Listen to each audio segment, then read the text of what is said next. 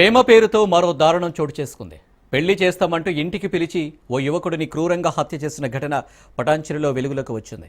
ప్రేమ వ్యవహారమే ఈ దారుణానికి కారణమని పోలీసులు ప్రాథమిక విచారణలో నిర్ధారించారు. పటాన్చెరుకు చెందిన ఇంజనీరింగ్ విద్యార్థి శివ అదే ప్రాంతానికి చెందిన ఓ యువతిని ప్రేమిస్తున్నాడు.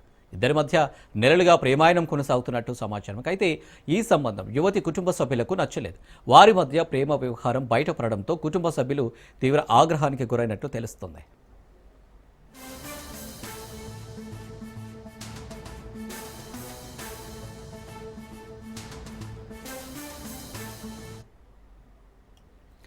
యువతి కుటుంబ సభ్యులు ముందుగా పక్కా ప్లాన్ వేసుకున్నారు. ఇద్దరికీ పెళ్లి చేస్తాం, ఇంటికి రా అంటూ పిలిపించారు.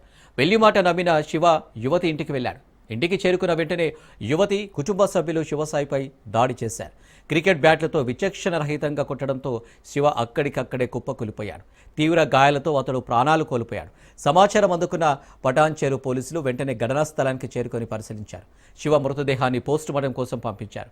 యువతి కుటుంబ సభ్యులపై కేసు నమోదు చేసి దర్యాప్తు ప్రారంభించారు.